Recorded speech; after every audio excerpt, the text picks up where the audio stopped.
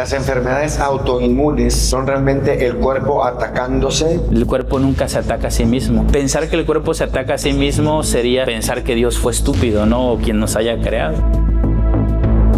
Muchos padres sienten culpa cuando un hijo desarrolla autismo. ¿Cómo puede una familia empezar a sanar sin caer en la culpa o la desesperación?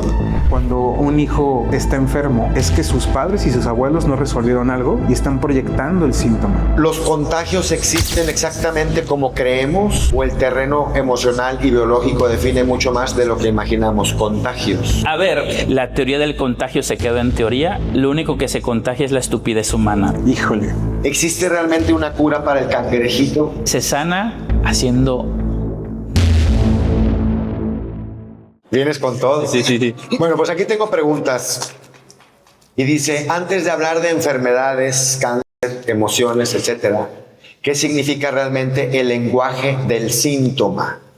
¿El cuerpo está fallando o está intentando comunicarse con nosotros? Para quien quiera empezar. Bueno, yo soy de la idea que detrás de un síntoma siempre hay una insatisfacción. Es la palabra que los invito a que repasen cuando hay un padecimiento. ¿Qué parte de mi vida está insatisfecha o no he resuelto o hay una alarma que me está diciendo algo está inconcluso? Debo de protegerme, debo de relacionarme, debo etc. Entonces fíjate en qué área de tu vida estás insatisfecho, que no estás logrando lo que deseas para que ese síntoma te esté gritando a través del cuerpo. El síntoma jamás, nunca miente.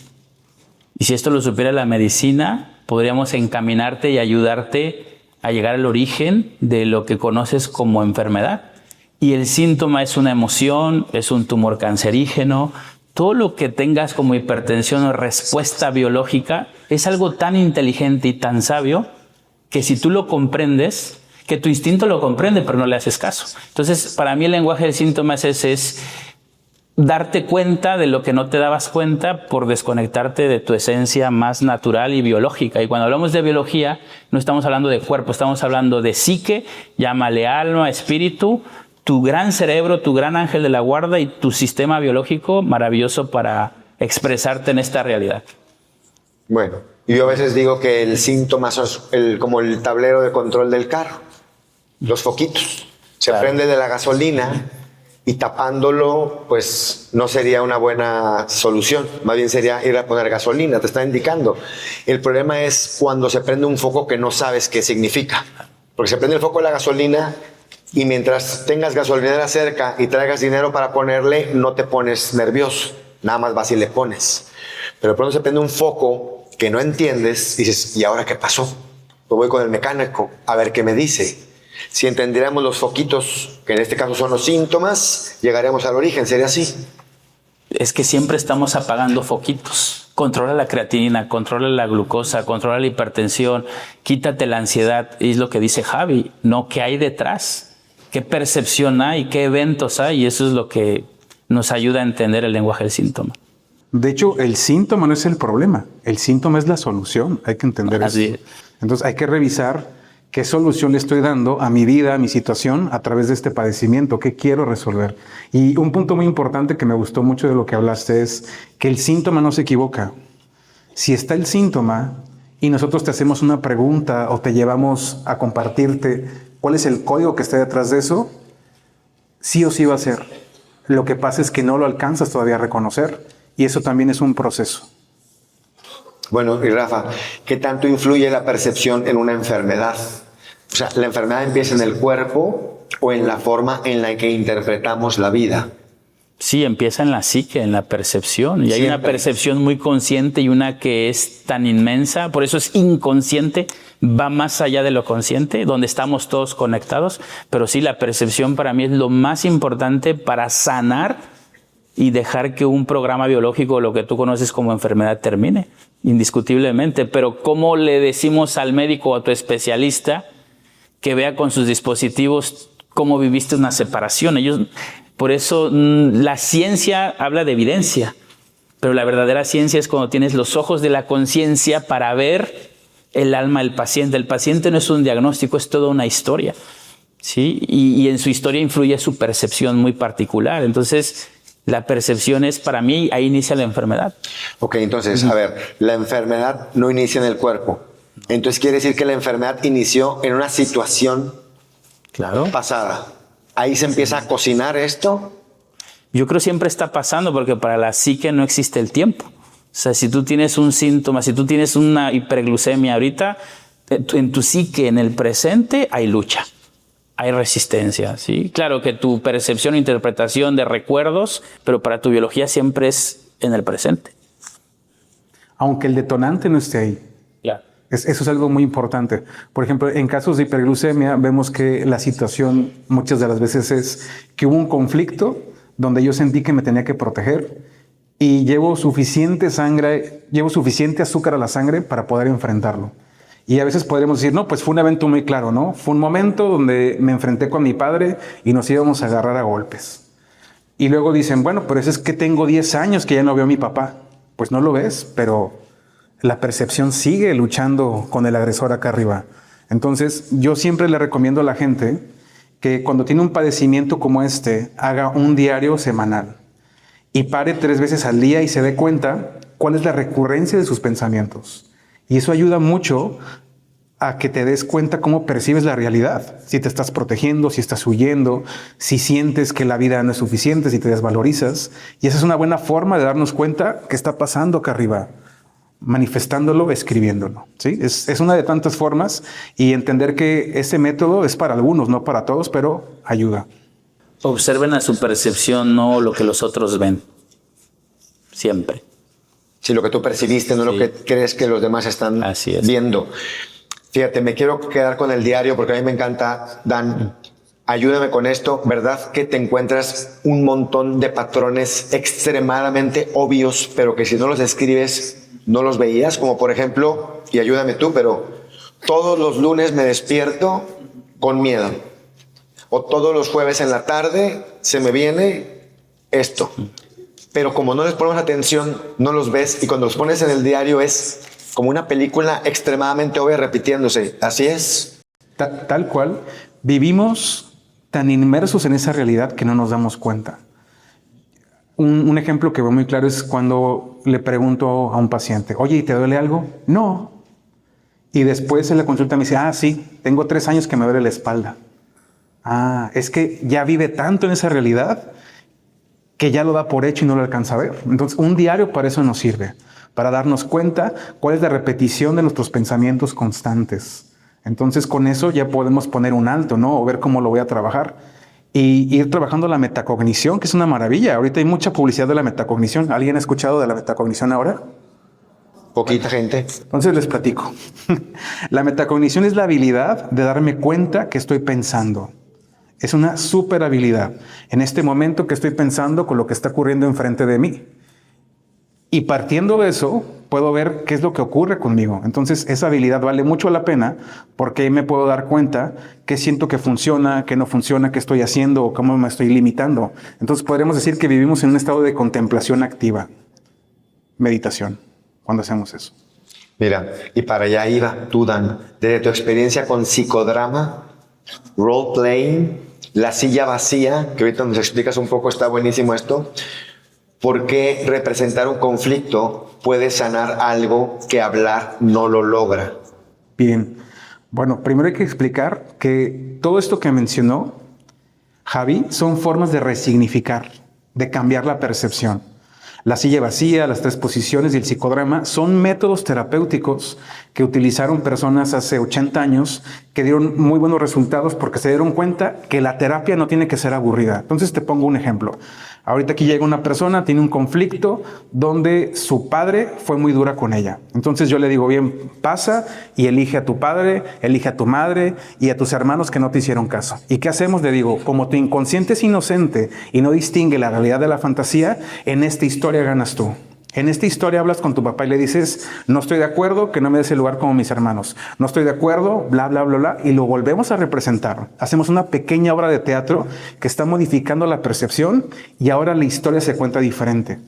¿Qué es lo que le recomendamos a la persona después de esto?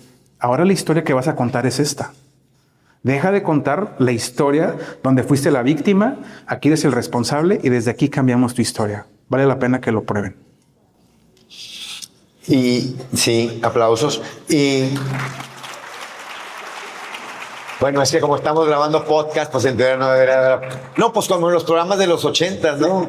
El aplauso. Risas fingidas también. No, y ¿saben qué es bien sí, risas fingidas. No, lo importante aparte de esto es cuántas veces contamos la misma historia en donde nos fue muy mal en la película.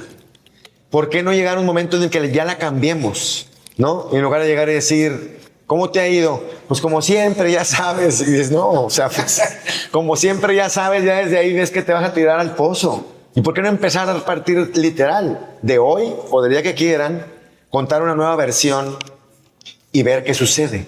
Utilizar la magia.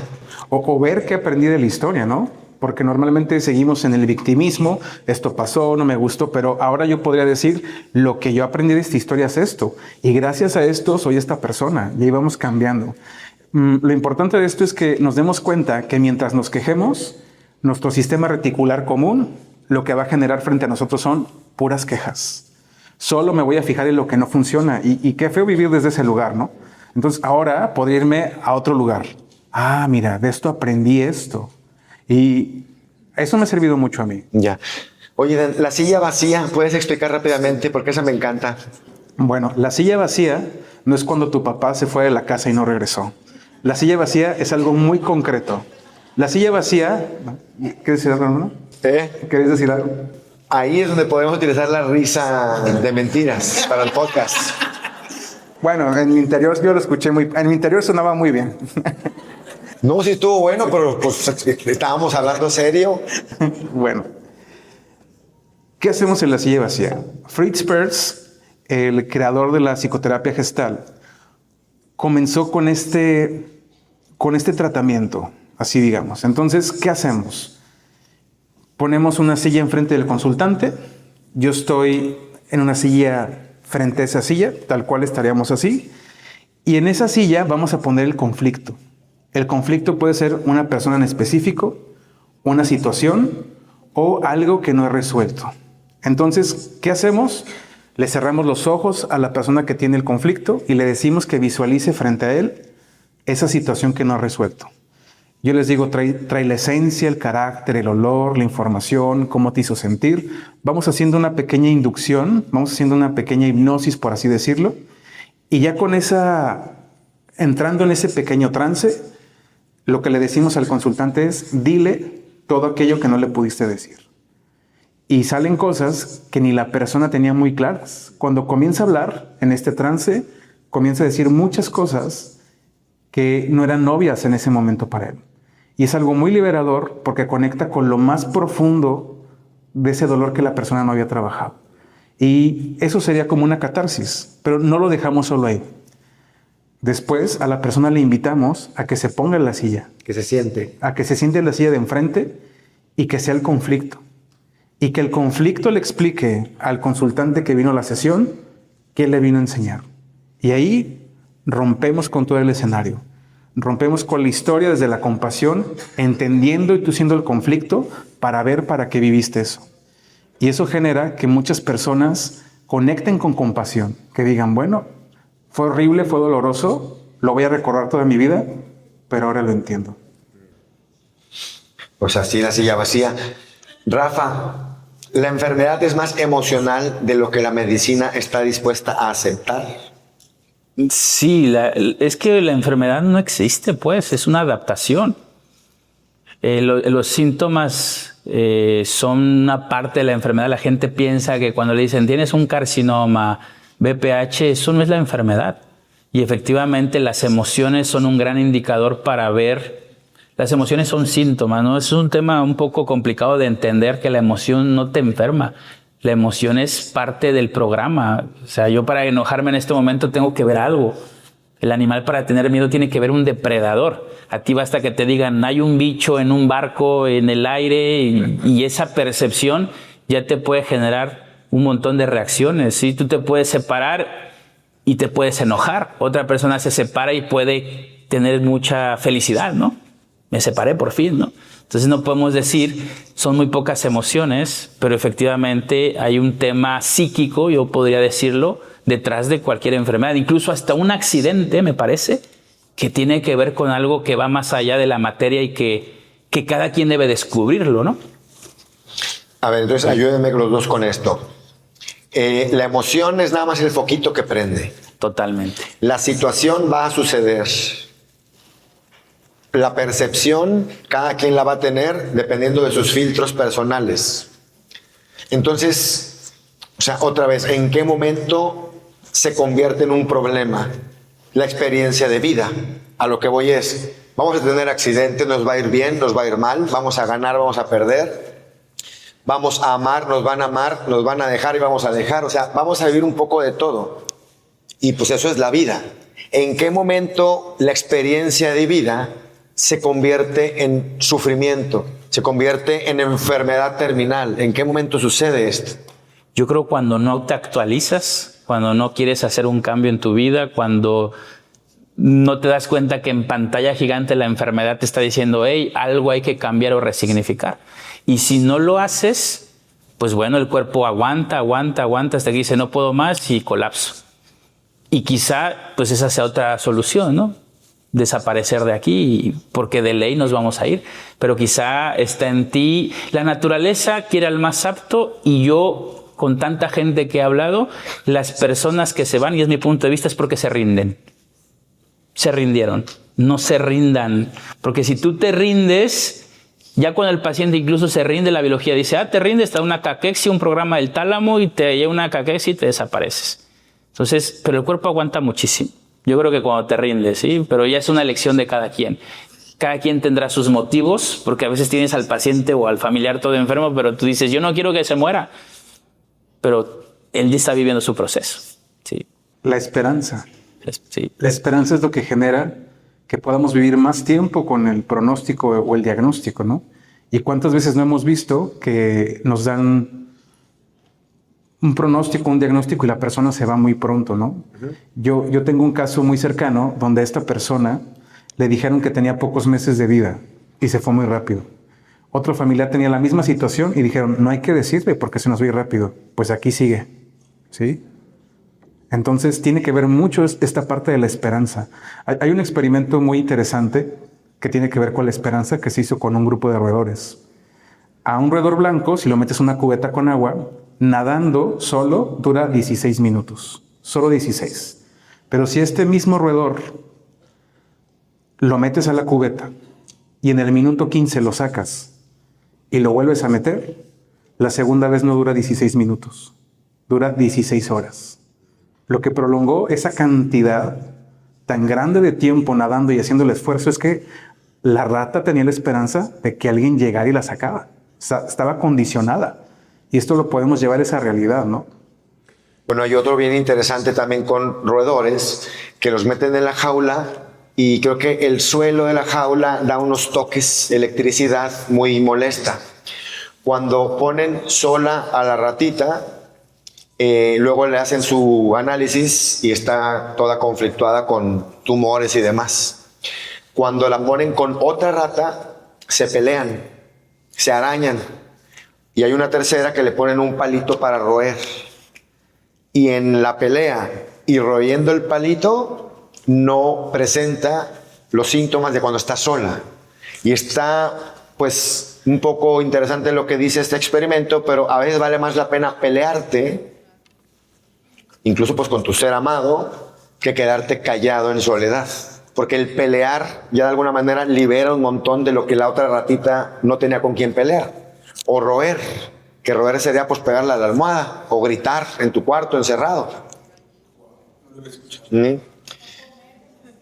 O comer, dicen por ahí. Pues sí, igual también comer, no mucho. Dan, se habla mucho de meditación y rituales. ¿Qué ocurre realmente en la mente y en el cuerpo cuando una persona entra en un estado profundo de conciencia? Wow. Bueno, pues la meditación es algo que tenemos nato, ¿no? Que de hecho venimos con ese programa natural de la presencia. El conflicto es que ahora estamos tan estimulados con tantas cosas que hemos olvidado estar presentes. Entonces, la meditación nos ayuda a llegar a estados alterados de conciencia, presentes, disfrutando lo que ahorita ocurre. Y ahorita muchos de ustedes puede que estén meditando. Si ahorita tu atención solo está en lo que yo estoy hablando, estás meditando. O sea, meditación no es tener los ojos cerrados y estar en flor de loto. Meditación es estar presente. Entonces, tiene muchos beneficios hacer esta práctica. Vemos también cómo la presión arterial baja, la glucosa comienza a regularse, comienzan a ocurrir cosas muy interesantes en el cuerpo cuando meditamos. Pero para mí hay una muy importante. Cuando meditas, comienzas a darte cuenta de cómo vas a reaccionar. Entra un periodo de tiempo que aquello que hacías siempre de forma automática, llega a un estado de conciencia y dice, ¿qué vas a querer hacer ahora? Y eso para mí vale mucho la pena porque dejas de ser la misma persona. Dejas de ser alguien sumamente repetitivo cuando entras en este estado de meditación. Entonces, yo lo recomiendo. Hay un caso del que hablo mucho, de un muy buen amigo que fue diagnosticado con síndrome de Tourette. Y es un síndrome donde hay muchos tics y el conflicto obviamente está en el pasado. Los médicos le dijeron que nunca se iba a sanar de esta situación. Él practicó meditación durante 1 año y todos los tics remitieron. Eso es algo muy impresionante. Entonces mi hipótesis es que como el conflicto que detonaba los tics vivía en el pasado y él vive sumamente anclado en el presente, pues ya no hay que no detone el tic. No sé si me doy a entender. Sí, yo fíjate que en el 2015 tuve la oportunidad de ver de cerca cómo trabajaban con personas con Tourette's y hay un gatillo, hay un trigger, pero está tan inconsciente porque estamos tan deprisa que ni siquiera lo notas. Y cuando empiezas a hacer más amplio el espacio entre el suceso o entre el gatillo y el suceso, parece que ves en cámara lenta lo que está pasando. Y ahora sí te permite cambiar esa reacción automática y a lo mejor cambiar una por otra. Y de pronto, como dices tú, ya no hay gatillo y ya no se dispara lo otro. Y yo creo que así sería con todo. Entonces, pues ahí tenemos evidencia de dónde podemos llegar con la meditación, ¿no? Hay experimentos de los hombres más felices del mundo, ¿no? Y son personas que meditan varias horas al día. Personas que pueden resistir grande tiempo en la nieve, ¿no? Y no ocurre nada, no les pasa nada y están ahí. Entonces, una invitación a vivir en el presente, a que dejemos tantos estímulos y nos enfoquemos con lo que sí tenemos, con lo que está aquí. O sea, ¿será que podría ser más sencillo de lo que pensamos? El parar un momento y estar en silencio y ver qué nos pasa. Como los animalitos, tu gato, ¿no? Tú razonas tanto la vida que no la vives. O sea, te la pasas razonando si me dijo, si no me dijo, si esto, si va a pasar, si no va a pasar, si me va a quedar dinero o sin dinero. Y hay que entrenar la mente, basta con poner atención y creo que las meditaciones son una buena herramienta.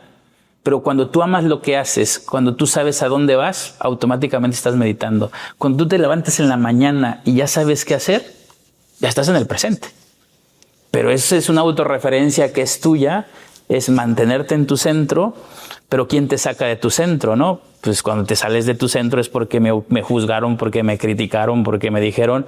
Entonces, claro, cuando estás tú en primer término, automáticamente te conectas y bueno, es que solo se puede amar en el presente, solo puedes cambiar en el presente, todo lo que es real es en el presente. Pero tu mente siempre está en lo irreal, lo defiendes algo que ya no existe, quieres revivir algo que ya murió.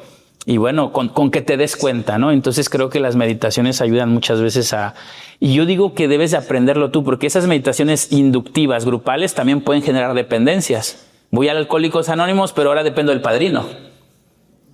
¿Sí? Entonces, la meditación es totalmente... Encuentren su mejor método de meditación, para mi punto de vista.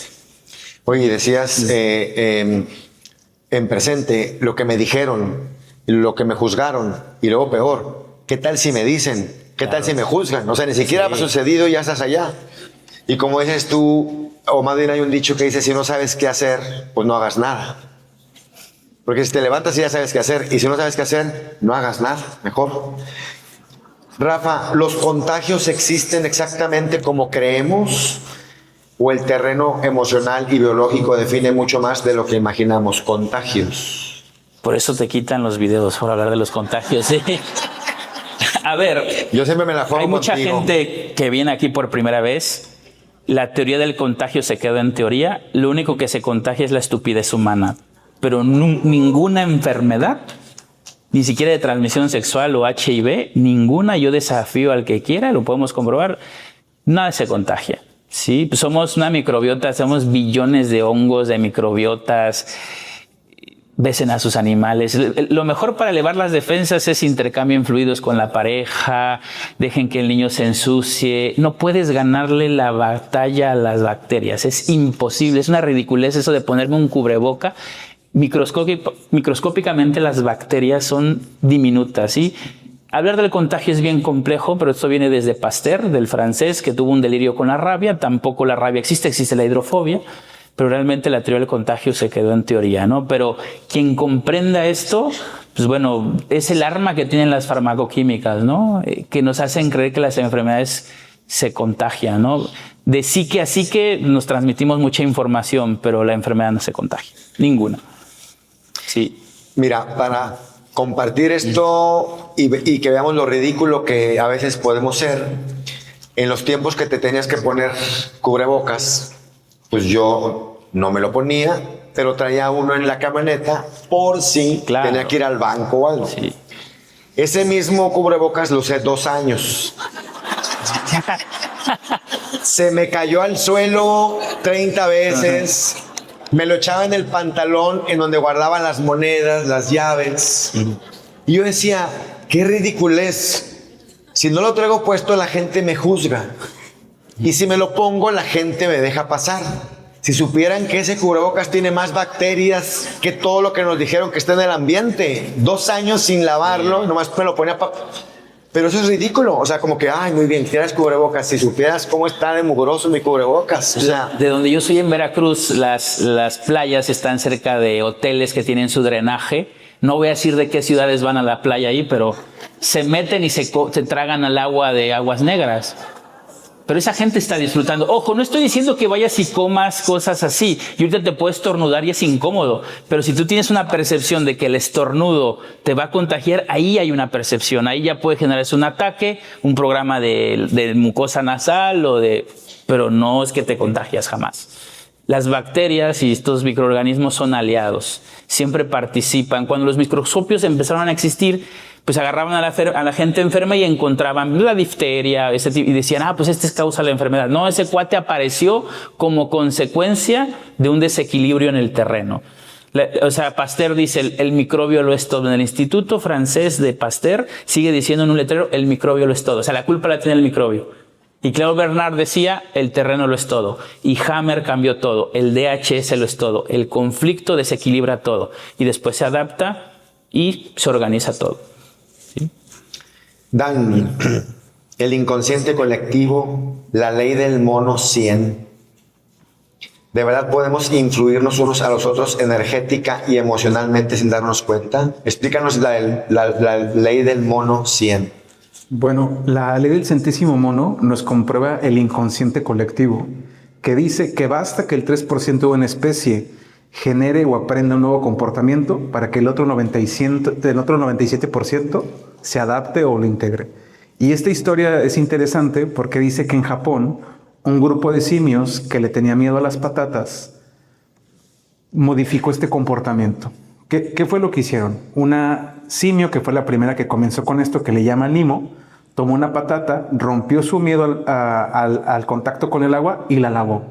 ¿Y qué fue lo que hizo? Le habló a otros simios, les dijo, mira lo que se puede hacer. Entonces, como siempre, lo primero se burlaron de ella, la atacaron, hasta que toda esa isla entendió que podían lavar patatas sin que tuvieran tierra y las disfrutaban más. ¿Qué fue lo interesante y la maravilla de esto? Que en una isla a kilómetros de distancia, donde estaba la misma especie de monos, que no se conocían entre sí porque no nadan los monos, adquirieron ese comportamiento. Entonces, eso pasa también con nosotros. La información viaja en el campo, la información siempre está. Cuando alguien dice, es que tuve una idea muy reveladora, la voy a hacer yo. Bueno, es que la idea siempre estuvo en el campo. Tú la canalizaste, tú la bajaste. Tu cerebro no da para guardar la cantidad de información que tiene.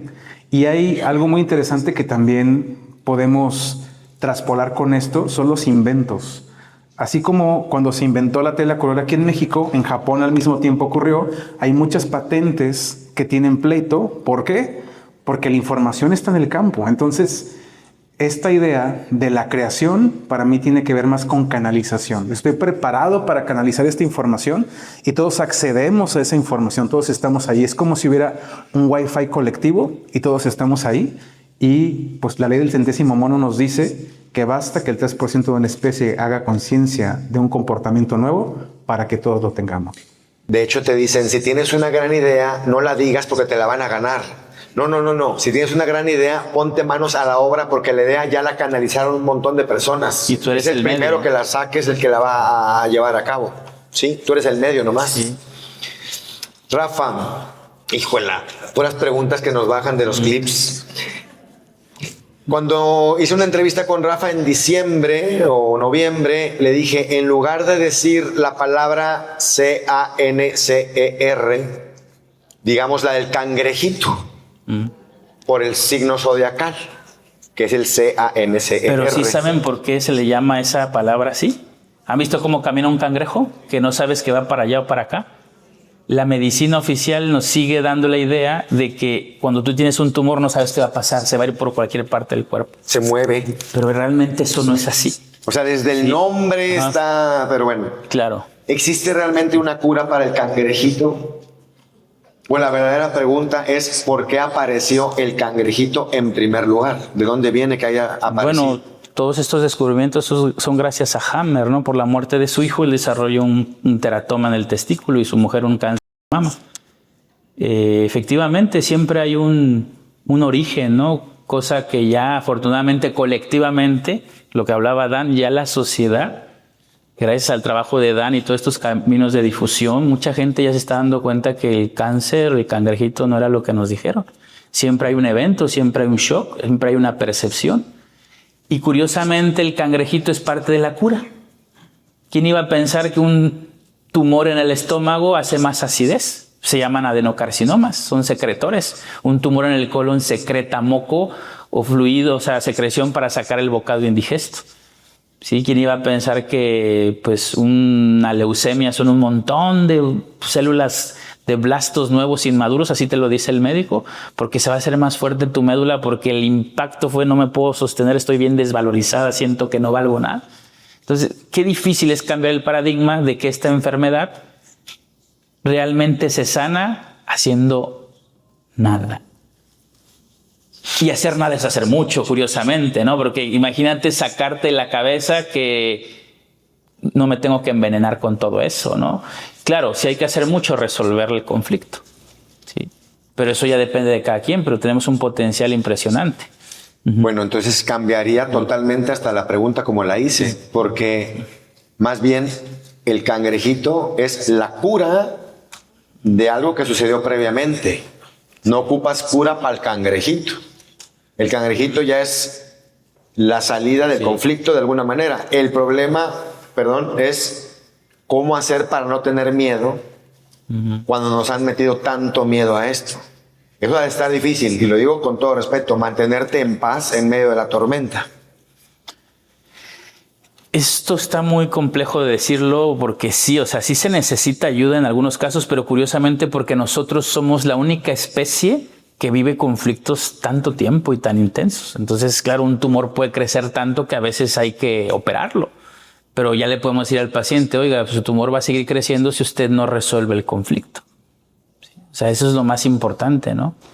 ¿Podrías poner un ejemplo de conflicto y luego que se manifieste? Bueno, el cáncer de mama, o sea, yo veo mucho cáncer de mama en la mujer. Hay dos tipos de cáncer de mama, que es el ductal, un carcinoma in situ, que dicen que es receptor de hormonas. Es lógico que tu cáncer va a ser receptor de hormonas porque estás femenina. O sea, para que una mujer tenga cáncer de mama debe estar femenina, porque está conectada al nido, lo que decíamos al principio, ¿sí? Entonces, si tú vives una separación fuerte, te arrancaron del pecho a un integrante, aplica lateralidad. Pues, simbólicamente hablando. Sí, ese conducto se abre. O sea, cualquier mamífera o hembra, si le quita las crías, pues vive el mismo conflicto como a ti te arrancan del pecho. Entonces su psique dice, voy a abrir el conducto mamario para vaciar la leche porque viví una separación. Y ese conducto que se te ulcera, cuando resuelves el conflicto o perdonas a la pareja, regresas o superas o se murió el padre y vives el duelo, eso se rellena de celulitas cancerígenas, se llama carcinoma, se empieza a rellenar, Pero como dicen que es un cangrejito, es cangrejito cuando tienes miedo a morir. El cangrejito va a atacar el pulmón, pero el miedo a morir. Entonces, ¿cómo curaríamos un cangrejito de mama? Pues que la mujer no recaiga en el conflicto y esos tumores desaparecen si dejamos que el proceso termine. Si no desaparece, pues bueno, es porque el conflicto está recayendo. Está activo. Está activo, ¿no? Y claro, eso es lo más difícil porque la gente no estamos acostumbrados que la medicina nos quiera curar cuando realmente el cuerpo ya está curando con el tumor. ¿Sí? Y yo quiero compartir como lo entendí cuando lo platicaba con Rafa, es que si el cuerpo ya está haciendo su adaptación por medio de este cangrejito, por medio de este crecimiento, y tú al cuerpo le avientas medicina, el cuerpo dice, ¿ahora qué hago? ¿Sigo reparando lo que ya estaba reparando o ahora me encargo de trabajar con este líquido o con esta sustancia que me acaban de echar? Pues ahora, ¿cómo le hago para poder con las dos? Entonces termina confundido. Claro, la mayoría de los citostáticos, quimiotorturas, porque así le digo yo, porque, a ver, la segunda causa de muerte en el mundo es el cáncer. Algo está pasando muy ahí. ¿Por qué? O sea, porque nadie cuestiona esos tratamientos, ¿sí? Y efectivamente interrumpimos con medicamentos. A ver, los medicamentos son muy buenos en algunos procesos, mucho cuidado, ¿no?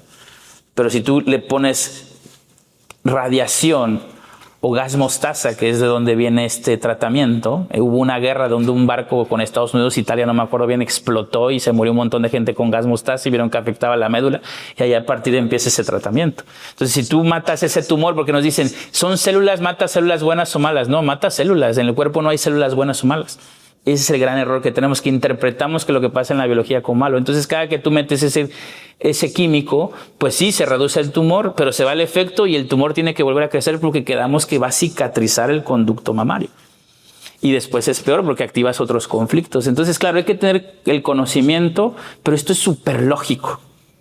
No hay nada más lógico que esto. La naturaleza tiene su lógica biológica y cuando lo empiezas a entender se te va el miedo, porque decías, ¿cómo quitar el miedo? Pues con conocimiento. Claro, el animal no necesita tener conocimiento porque él no razona nada. Las vacas, cuando les quitan a sus becerros, activan muchas veces el programa de glándula mamaria o por cuando se los lastiman con el sello ese. Pero como no les ponen caso, el tumor crece, le regresan al becerro, vienen micobacterias a comerse, le da una fiebre y se deshace el tumor y no pasó nada. O sea, nos curamos como animales, ¿no? No siempre, pero la mayoría de las enfermedades nos tenemos que curar simplemente echándote a dormir. Eso es muy loco, ¿no? Muy avanzado y suena muy descabellado pues para una ciencia que la realidad es que de ciencia no tiene nada. Y de pasada te ahorras unos 2 millones de pesos. El otro día en directo en TikTok una señora, 6 millones de pesos en un tratamiento. Sí. Pero bueno, es complicado hablar de esto. Mejor hablamos de otra cosa. Porque... Pues eso venimos como... No, para que no te quiten el podcast, pues. Está bien. ¿Tú tienes algo que decir de eso? ¿O quieres? Creo que mucho de esto pues es la educación, ¿no? De la industria hacia las personas, ¿no? Entonces, pues es todo un complot para dejarlo hasta ahí, porque reditúa bastante. Entonces, el hecho de que tu cuerpo se repare solo y el entendimiento de esto es una maravilla, que tu cuerpo es una máquina perfecta y que confíes en ella cambia todo. Entonces, hay que entender que la enfermedad es una oportunidad y no hacer caso ni al diagnóstico ni al pronóstico. Así es. Bueno, y ahí viene para los dos. Tienes un problema, aunque sea pequeño. Pequeño me refiero que no es de los que te van a sacar de este mundo. Caída de pelo. Y dices, ok, no voy a hacer nada. Voy a observar qué podría estarla causando. Que por cierto, hace rato hablabas de que es separación. Sí, necesito un contacto en la cabecita, el ex que me tocaba ya no me toca, o tuve una separación porque el pelo pertenece a la epidermis. Es cuando tienen hoyito, ya cuando ven a alguien, el otro día un familiar le vio un hoyito en la cabeza, le dije, ¿traes broncas con tu pareja? Y me dice, ¿cómo sabes? Porque el cuerpo habla, pues, pero sí es un conflicto de separación. ¿Tú estás con eso también, conflicto de separación tal cual? Sí. Ok. El tema es que todos los días te despiertas, te ves en el espejo y te activa. Porque dices, se me cae o se me sigue cayendo. El chiste es ni siquiera pensar en eso. O cómo sería el permitir que suceda solo todo. O sea, que se resuelva. Ajá. Bueno, es que somos seres de contacto, somos seres gregarios y sociales, sí o sí necesitamos tener contacto. Ya la persona que ya anda sin contacto es porque ya psíquicamente trae alguna constelación o trae otro conflicto, pero es nuestra naturaleza tener contacto. Entonces, a veces la solución es o volver a agarrar a otra pareja o superarlo, ¿no? Y ahí es donde pueden entrar muchas terapias. Pero efectivamente, la biología quiere soluciones concretas muchas veces. Bueno, y que no te moleste que se está cayendo en lo que todo se vuelve Claro. a la normalidad, ¿no? Porque si no sigues Sí. constantemente diciendo cómo hago, o cuándo irá a suceder, eso también te conflictúa. Claro, es que un animal por instinto iría a buscar el contacto a su grupo, ¿no? Y hay que ver las condiciones del ser humano. Es que mientras se cae el pelo estoy en la fase activa de conflicto, o sea, estoy sufriendo la separación. Sí, por poner un ejemplo, pero cuando anda cosa, digo, ves a un perrito con una patita mala y anda como si nada. Ah, ya. Sí, anda siguiendo su instinto y su instinto le va a llevar a buscar su grupo. ¿Cómo andar Sí. como si nada con un conflicto activo? Eso es a lo que voy. Bueno, es complejo por tanta educación y tanta información que nos lleva, no, preocúpate, ¿qué va a pasar?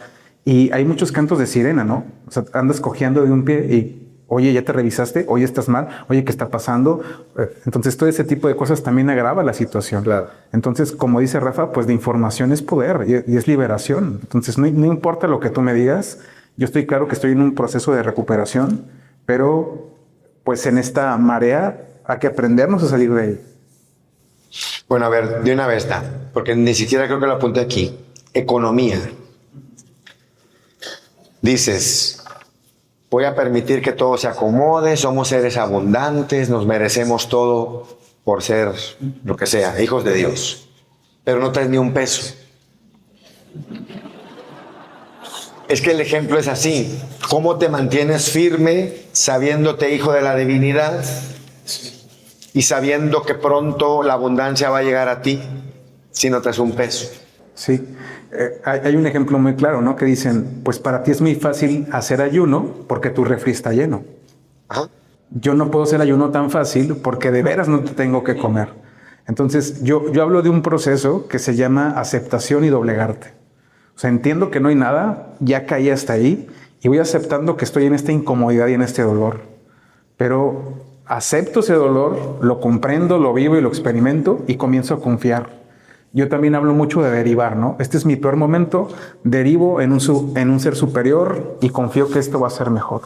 Entonces, si no traigo ni un solo peso, ¿cómo conectaré con esa abundancia? Pues yo sintiéndome merecedor, yo siendo abundante, sabiendo que ahorita no está, pero que va a llegar. Es mantenerte así. Yo a veces digo, pues ya aprovecha e interpreta ese personaje de la mejor manera. Pues bueno, ahora me tocó interpretar este personaje que no tiene absolutamente nada. Pues lo va a disfrutar porque a lo mejor cuando se me acaba la oportunidad de seguir diciendo el personaje que no tiene nada. Disfrútalo mientras dura. Yo experimenté ese personaje y algo dentro de mí después entendía que siempre algo iba a llegar, ¿eh? O sea, yo ya veía con la confianza y decía, pues es que hoy no tengo dinero, no sé cómo voy a comer. Pero siempre en mi confianza y en mi fe alguien llegaba, ¿no? Y me invitaba a comer o aparecía. Entonces yo lo dejé como en confía porque va a llegar y a veces tampoco llegaba, pues, pero... Dicen que la vida vista de futuro a pasado es bastante lógica. Ya cuando la ves de fin a principio dices, pues claro. Y es bien interesante cómo cuando pasas etapas dices, yo siempre supe. Pero estando inmerso, estás tan otra vez en el caos que no te das cuenta que tu sabiduría sabe que es para algo y que vas hacia un lugar mejor o un lugar más interesante. Pero siempre lo sabes. Pues te das cuenta cuando ya lo libraste.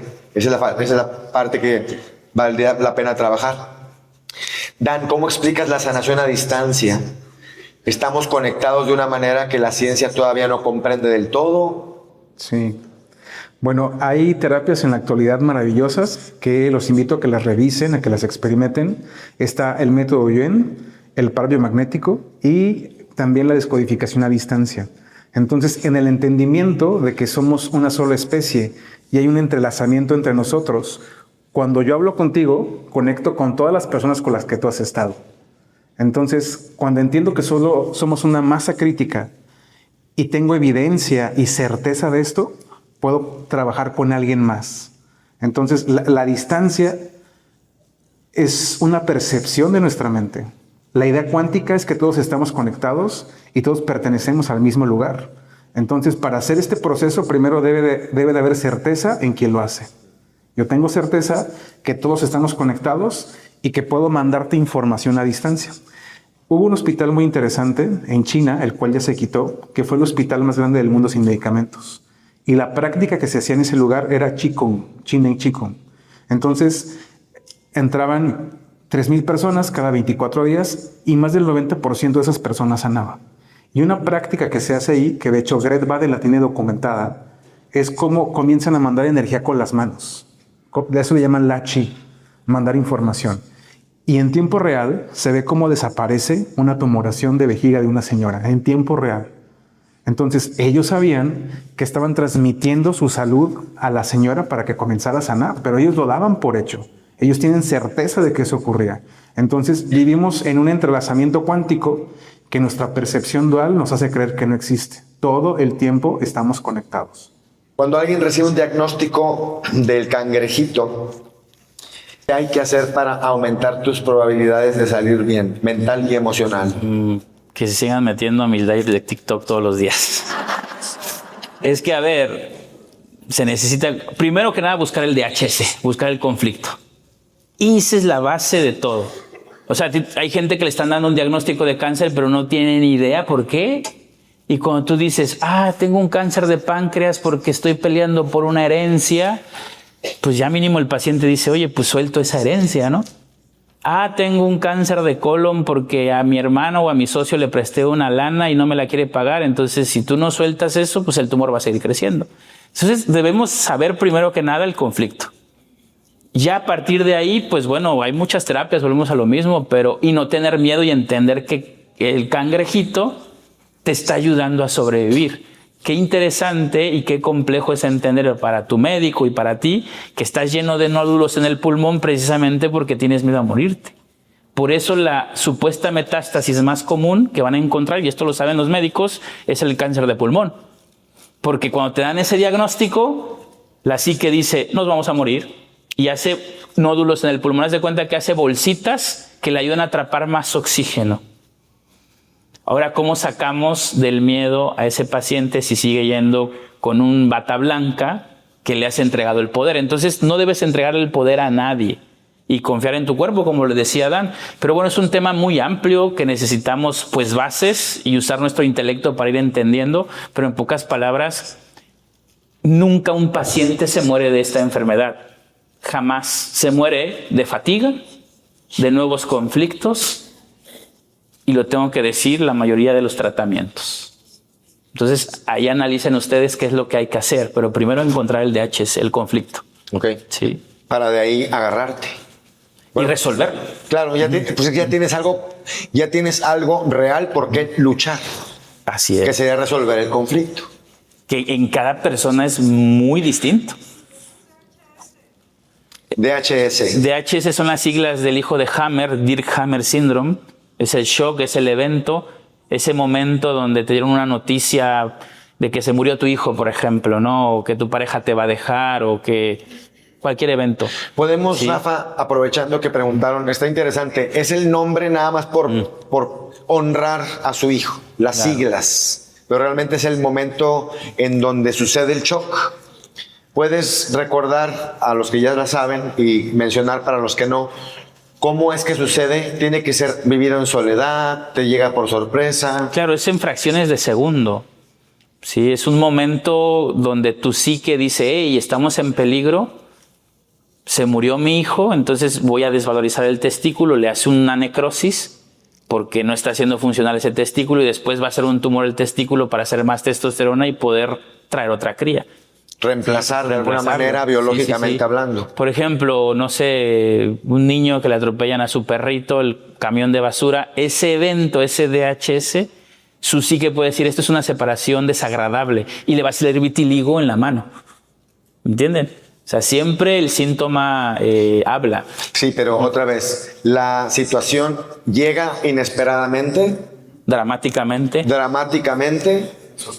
En soledad, o sea, no tienes con quién compartir que realmente percibas que lo sacaste, ¿no? Y no le ves solución. Y no le ves solución en ese momento. Es que eso es bien importante. Hay una situación, vamos a pensar un ejemplo, tu pareja se va de casa, te abandona. Entonces no lo veías venir, porque es muy distinto a que digas, sí, pues tenemos 2 años peleándonos, eventualmente alguien se tenía que ir. No, aquí no sabía, nunca me lo imaginé, pensaba que me amaba y nomás llegué y había una nota, ahí te ves. Entonces no lo veía venir y después Vive un aislamiento, ¿no? En soledad.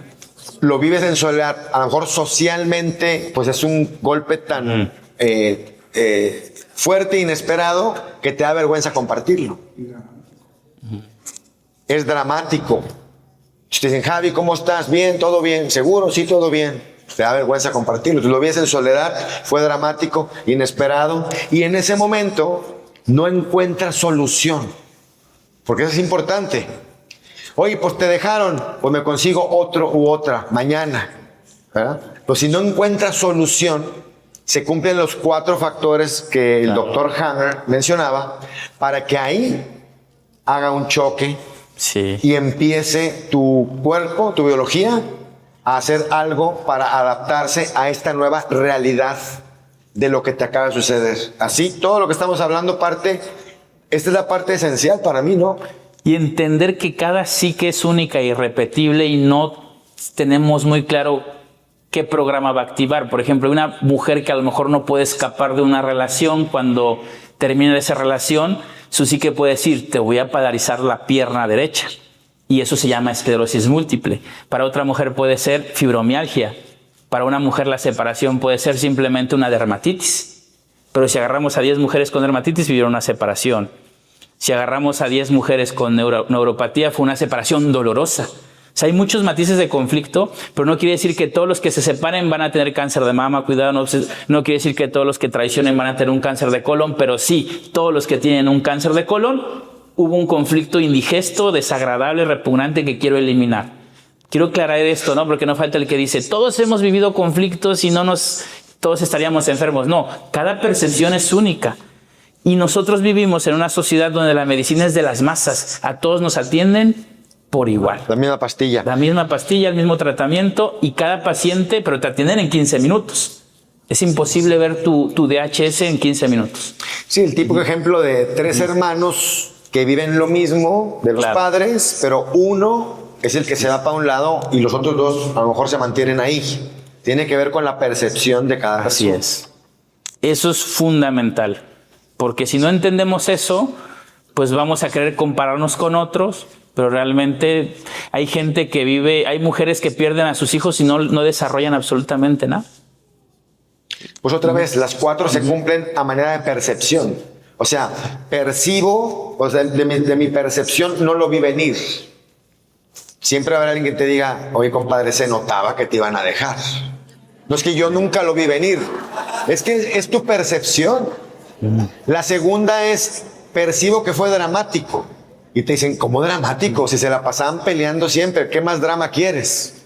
La tercera es, percibo que no tengo con quién compartirlo. Güey, tienes todos tus amigos para que nos cuentes lo que quieras, sí, pero qué vergüenza exponerme. O sea, todo es percepción, que cumplan estas 4 y paz. Todo es percepción y todo está conectado, y creo que es fundamental que entiendan que desde la vida intrauterina también podemos vivir conflictos. Porque no falta el que diga, ¿por qué se enferma un niño? El feto, desde que está en la vida intrauterina, sí o sí ya está conectado a la madre. Y ahí ya empiezan quizá muchos DHS que vamos arrastrando. Si yo me desvaloricé a los 3 años, a los 4, a los 5, después me desvalorizo a los 12, pues voy afectando más áreas. Pero eso es fundamental. Desde la vida intrauterina también hay conflictos. Dan, ¿qué características ves en las personas que logran remisiones espontáneas? ¿Qué cambia en ellas que parece cambiar también en el cuerpo? Bien, es muy interesante porque hay muchas personas que sin hacer mucho sanan. Y hay varias investigaciones en la actualidad donde se ha tomado un grupo grande de personas, más de 8,000, donde tenían un padecimiento crónico degenerativo al cual se esperaba que no hubiera solución. O sea, ya estaban Ya esperaban que se fueran con San Pedro. Desahuciadas. Desahuciadas. Entonces se dieron cuenta que cuando estas personas sanan, tenían 4 cosas en común. Número 1, todas estas personas se visualizaban sanas.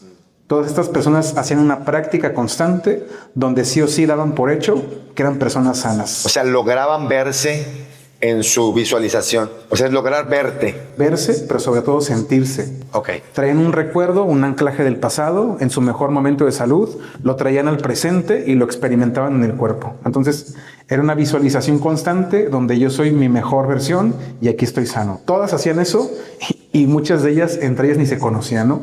Lo que decimos de la información en el campo. Segundo, todas estas personas confiaban en un ser divino, en el que quieras y gustes. Confiaban en un ser divino. En un ser divino, un ser superior. Ok.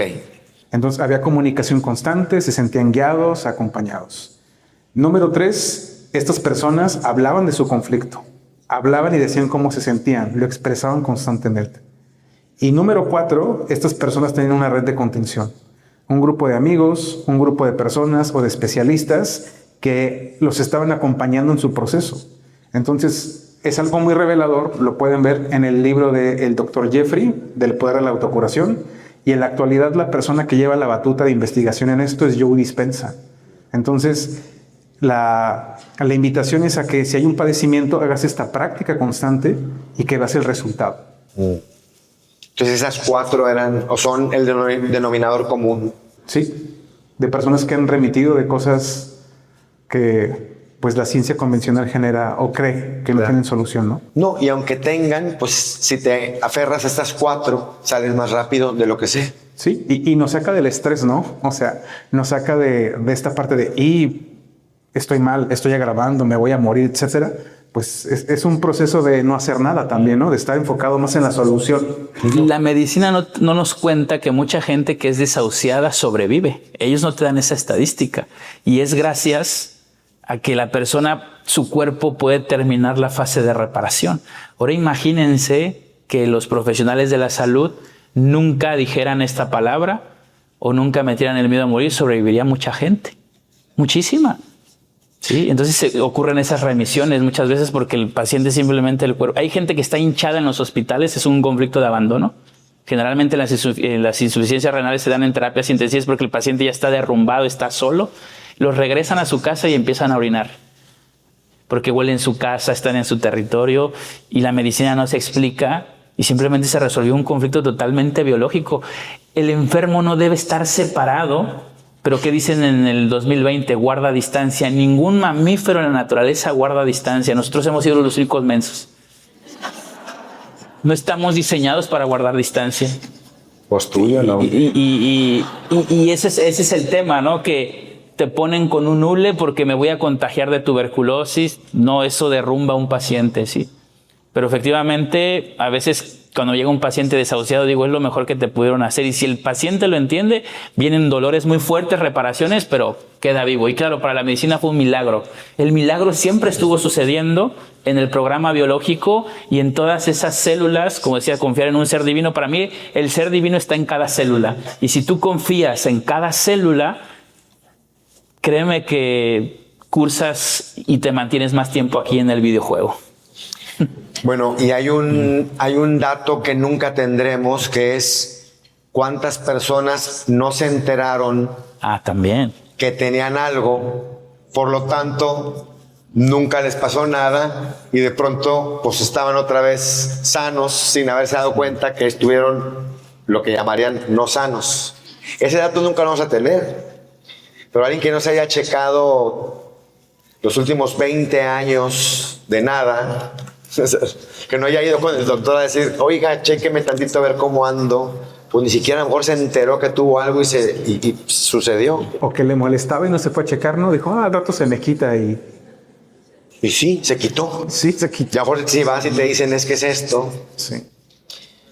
Rafa, ansiedad y depresión están explotando en el mundo, digo ya desde hace rato. ¿Estamos enfermos o desconectados de algo esencial? Claro, creo que la Matrix, como le decimos, está diseñada para ponernos en conflicto todo el tiempo. La ansiedad tiene en dos palabras, es miedo frontal. miedo a qué se viene, miedo a no poder controlar una situación, y a partir de ahí tú buscas el matiz de qué se te crees que se te va a venir de frente como un depredador que no puedes enfrentar. Entonces ese recurso de la ansiedad es totalmente inteligente para poder incluso hasta escapar. Y la crisis de pánico es al revés, el miedo viene detrás. ¿Qué me va a pasar? Que no sé qué viene por detrás. Eso es una crisis de pánico, el miedo en la nuca. Y bueno, ya una niña que el papá llegaba alcohólico, eso puede ser el miedo frontal. Me quedé sin trabajo, eso puede ser miedo frontal. Mi hijo está en peligro, eso es el miedo frontal. Y esa es la ansiedad. El problema, como decía Dan al principio, el síntoma no es, la ansiedad no es el problema, sino qué asociación hace tu psique, porque hay algo que se llama rieles, porque cuando te regresa la ansiedad, tú observas todo tu entorno, qué oliste, qué percibiste, qué te recordaste, que te activó nuevamente la ansiedad. Y eso que recordaste es una memoria sensorial del conflicto programante. ¿Sí? Siempre, en pocas palabras, la ansiedad te está protegiendo, aunque sea incómoda, porque afecta a los arcos branquiales y los conductos tiroideos. Los arcos branquiales se abren para tragar más aire. Tú sientes que te ahogas, pero realmente te está metiendo más aire, pues, para poder enfrentar la situación. Entonces, claro, algo percibe tu biología en tu entorno, y a veces son cosas que son difíciles de cambiar, pero hay que hacer un esfuerzo. ¿Cuáles son miedo frontal, por ejemplo, dijiste? Miedo frontal. ¿Cuáles son? Ejemplos. Ejemplos de miedo frontal, bueno, ¿qué va a pasar cuando me despidieron del trabajo y qué puede venir, ¿no? O que me digan un diagnóstico. Mucha gente se mete al Google a investigar sobre enfermedades, y es una estupidez eso, porque la mayoría de las que ves a encontrar en Google te va a generar un miedo frontal. Tengo un cáncer, casi todo es cáncer. ¿Sí? Entonces imagínate, vas a estar pensando y te va a dar ansiedad, ¿no? O sea, podemos dar muchos ejemplos. Bueno, Dan también es experto en hablar de la ansiedad. Hay muchos ejemplos en los pacientes, pero ahorita no me acuerdo de todos, pero puedes tener ansiedad por el simple hecho de que tu hijo te dijo que le hacen bullying, por ejemplo. Te puede dar un hipotiroidismo también porque te sientes impotente. ¿Y el miedo? El miedo en la nuca, bueno, puede ser porque mi hijo anda de y le quieren hacer algo, ¿no? O porque mi marido está con una enfermedad grave, o porque se metieron a robar a la casa, o porque me asaltaron en la carretera, y cada que me subo al carro, pues mi psique asocia el miedo en la nuca, ¿no? Tuve una señora que se divorció, pero para ella fue un miedo en la nuca y desarrolló un glaucoma. Cuando ustedes ven moscas volantes, traen esos miedos en la nuca. Y si tienes las moscas volantes de este lado, tu biología te está diciendo, hey, vete para allá. ¿Sí? O sea, esas moscas volantes afectan al cuerpo vítreo porque se te reduce tu vista, así como turbio se hace, para ver hacia adelante y escapar de los depredadores. Y eso te va generando la miopía, la hipermetropía. Entonces también cuando un niño lo ves que empieza cada vez a perder la vista o tiene madres muy terroríficas, esas madres que están chingue y chingue, saca buenas calificaciones, esto y lo otro y bla, bla, no chinguen a los hijos. Ustedes quieren hijos obedientes, no felices. A mí me da mucha pena cuando una niñita de 8 años se está quedando ciega y dices, wow, ¿cómo están tratando, no? O a veces no son los papás, cuidado, a veces es la escuela, pero hay que encontrar ese miedo en la nuca. ¿Sí? Y esa gente tiende a ser paranoica porque estoy alerta todo el tiempo, y la paranoia también te sirve para estar alerta. Todos los comportamientos siempre tienen un propósito.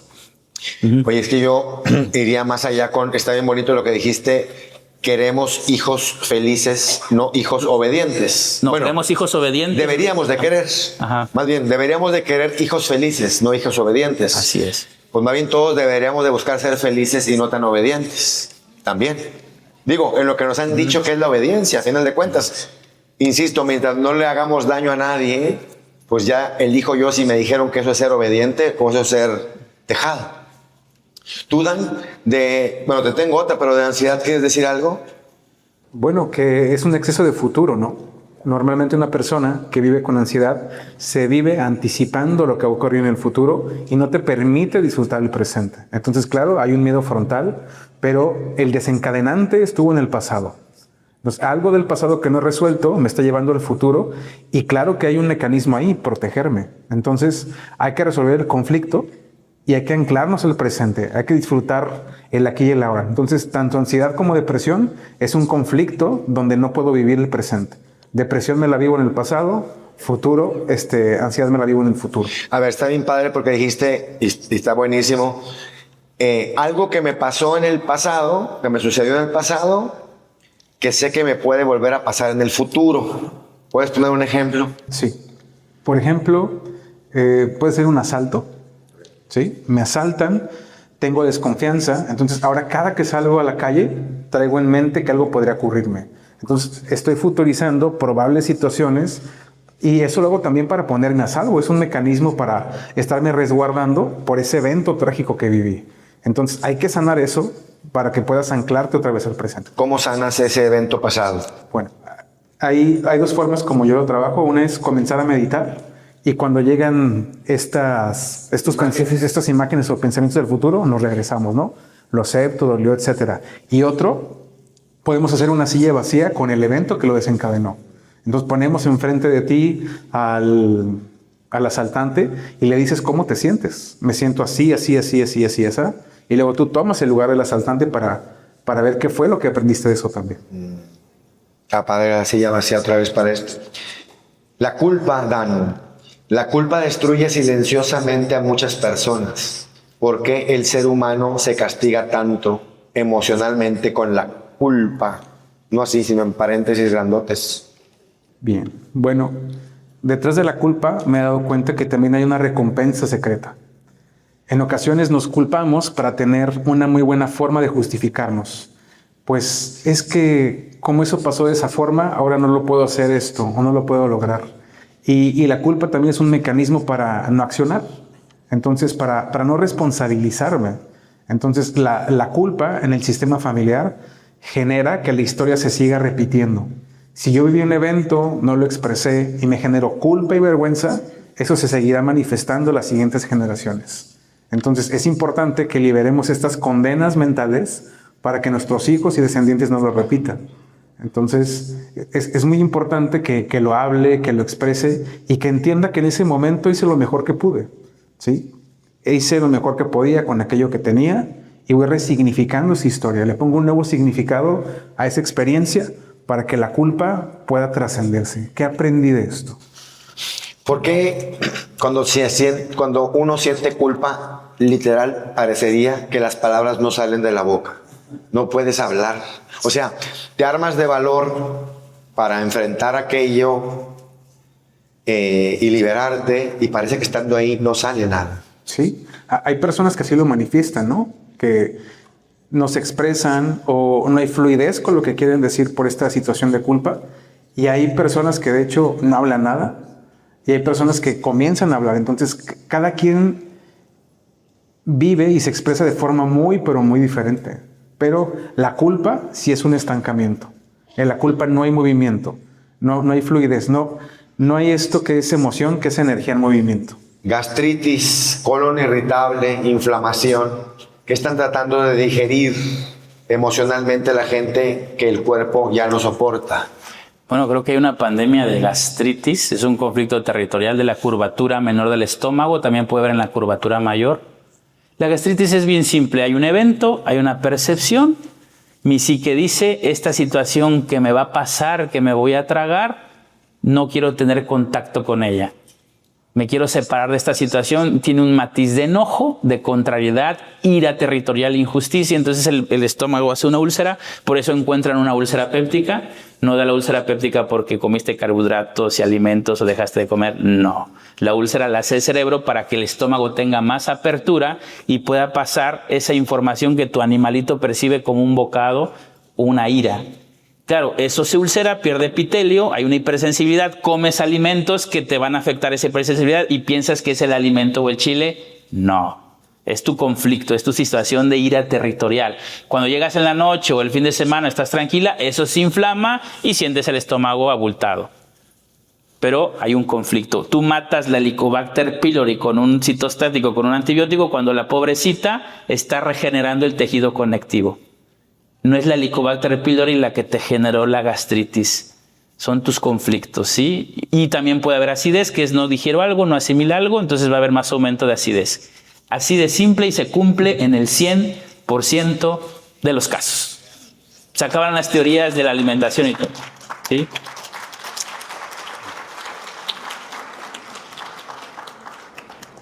Van 2-2 en aplausos. Nos quiere poner a pelear a Javi, ¿no?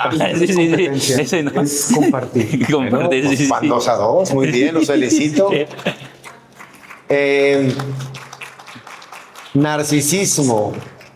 Hoy se habla mucho del narcisismo. ¿Estamos frente a un trastorno o frente a una sociedad profundamente herida? ¿Para qué quiere? A ver, amen a sus narcisistas porque veo que se quejan mucho de él. A ver, biológicamente se puede explicar el narcisismo, todos los comportamientos. Para empezar, un narcisista tiene un comportamiento megalómano. ¿Saben qué es la megalomanía? Alguien que se cree así don chingón, yo todas las puedo y yo te mantengo, yo hago, sin mí no... O sea, un megalómano es una persona que crea un personaje porque está doblemente desvalorizada. ¿Quién iba a pensar que un megalómano está muy desvalorizado, pero su psique le genera un comportamiento de yo todas las puedo, sin mí no haces nada, ¿sí? Pero esos conflictos vienen de doble desvalorización. Si yo me desvalorizo, sabemos que afecta a un área articular. Pero si tengo una doble desvalorización, tu biología dice, oye, por eso no nos pueden doler 2 hombros. Por eso no nos duele las 2 ciáticas. Porque ya hay 2 conflictos de desvalorización. Entonces tu cerebro dice, como estás tan desvalorizado, te voy a hacer megalómano.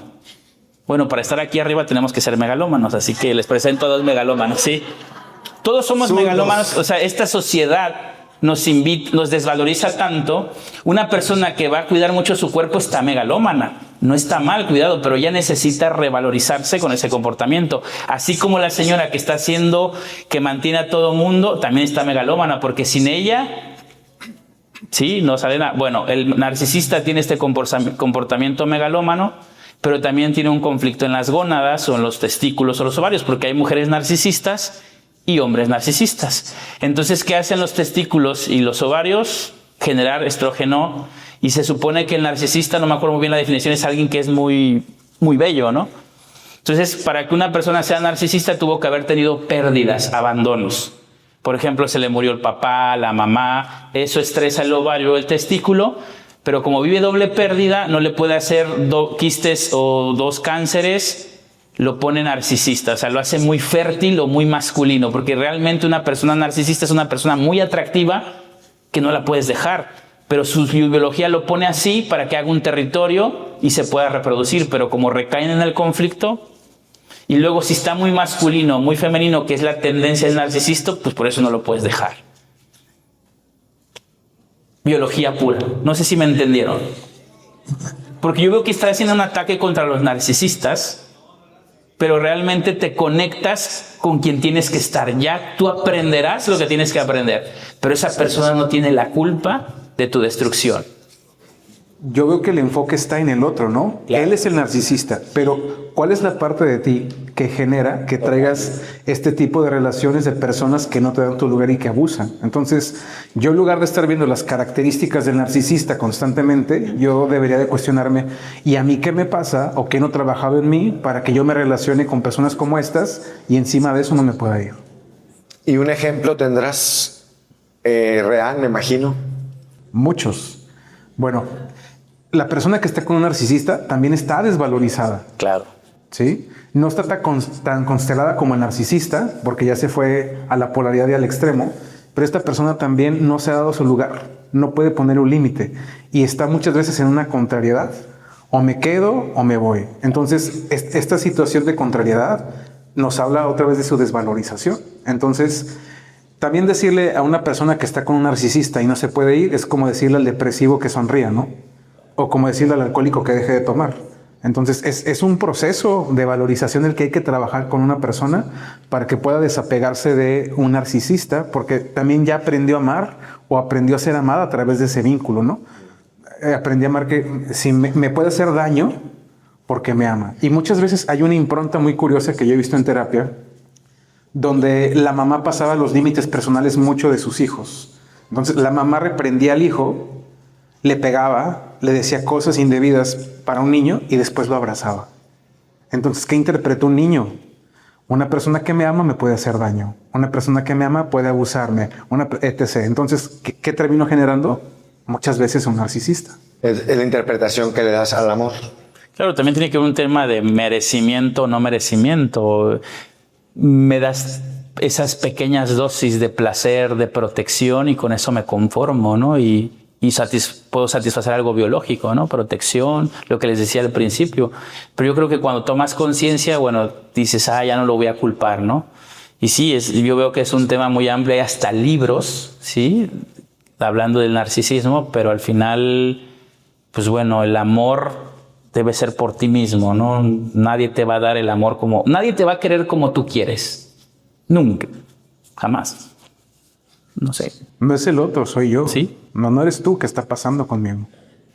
A ver, nadie te va a querer como tú quieres. Pues no me has hecho más podcast. No me quiere, yo creo. No, es que está muy fuerte esto. O sea, Sí. tú tienes una idea del amor que es bastante única. Sí. Es como si tuvieras una lista inconscientemente de 2000 cosas, no materiales, no tangibles, como pequeños detalles, ¿no? Como una configuración, como una huella digital, muy personal. Y a la hora de llegar con otra persona, piensas que eso es la definición general de amor, pero no, es tu definición individual. Y va a ser imposible que la otra persona cumpla exactamente con esa configuración tan exacta y precisa como la tienes tú. Todos amamos diferente y todos expresamos el amor diferente. Hay personas que aman a través de actos de servicio. Yo te ayudo, te llevo, te cocino, etcétera, ¿no? Va a haber personas que aman a través de palabras de reconocimiento. Mi mamá sí lo hace. Ay, hijo, bonito y que no sé qué y todo, ¿no? Entonces, mi mamá ama de esa forma. Hay personas que aman con tiempo de calidad. Hay personas que aman dándote regalos. Entonces, cuando entendemos que cada quien expresa el amor de forma diferente, a veces llega un alivio. Y algo que funciona es que a la gente de tu vida que te interesa y te importa, dile cómo te gusta que te amen. A mí me gusta que me apapaches. A mí me encanta que me hagas masaje porque así me siento amado. Yo después entendí que la forma de amar de mi padre era siendo solo proveedor. Y para él era suficiente. Yo decía, es que yo quería tiempo contigo. Pues para mí era más importante que en la casa hubiera todo, que tú y yo jugáramos fútbol. Y esa era su forma de amar. Todos amamos diferente. Divorcios, rupturas, soledad, Dan, ¿por qué las relaciones de pareja se están rompiendo tanto en esta época? Bueno, híjole. Hay muchas cosas y ahora estamos en el opuesto, ¿no? Antes los matrimonios duraban 40 años hasta que la muerte los separara y ahora por la mínima fricción ya hay una separación. Entonces ya no nos queremos incomodar. Ya no queremos confrontarnos, ya no queremos hablar del problema, ya no entendemos que somos tú y yo contra el problema. Ahora el problema eres tú. Y algo que yo veo muy claro también es esta situación de polaridad. Como seres humanos tenemos energía masculina y energía femenina. Entonces ahorita hay un choque constante porque los hombres se están feminizando y las mujeres se están masculinizando. Entonces llega una relación, una mujer masculina y un hombre masculino, pues la energía masculina choca con la energía masculina. Van a competir. Sí. ¿Quieres decir algo, hermano? Pues dicen que por princesos, que ya somos unos princesos, ¿no? No, a ver, biológicamente las relaciones, pues como dice Dan, es la energía masculina y femenina. Y se habla de que solamente un 20% de hombres son los más fuertes, pero yo creo que ya menos, ¿no? Sí, la verdad. Bueno, aquí estamos 3 fuertes, así que estamos aquí arriba. Sí. Fuertes, sobre todo en el tema de comportamiento. Sí. Es que, fíjate, está interesante. Yo primero pensé en fortaleza física, pero creo que tiene que ver con la fortaleza para sostener Ahí voy, sí. los ideales más altos desde tu biología. Esa sería la fortaleza. Claro, lo que pasa es que para que duren las parejas, primero que nada, del lado de la mujer debe sentir seguridad. Eso es importantísimo, pero para que la mujer tenga seguridad, el hombre le tiene que dar seguridad. Qué difícil es para un macho conseguir un territorio. Los que tienen es porque la mayoría su papá se los heredó. Y ustedes instintivamente, la mujer huele a un hombre que es fuerte, pero la mujer se está masculinizando porque el hombre pues tiene acceso al no por gratuito, ¿sí? O sea, cada vez es más difícil que tenga un trabajo. Están siendo educados muchos por madres solteras. no hay una guía masculina, ya se perdió eso. Entonces, claro, no hay relaciones simplemente porque se está perdiendo la masculinidad y la mujer no está teniendo seguridad. Y no es culpa ni de uno ni de otro, cuidado. Simplemente eso es parte de la agenda. Quieren que Yo cada vez veo más jóvenes diciendo no quiero tener hijos. Yo lo escucho y eso va en contra natura totalmente. Lo más natural sería desde el contexto biológico. Y bueno, hoy cómo no se va a perder la atracción si tenemos una cantidad de estímulos. Tenemos, decía el otro día Dan en el podcast, esa dopamina, ese exceso de recompensa y nos venden siempre que va a haber algo mejor.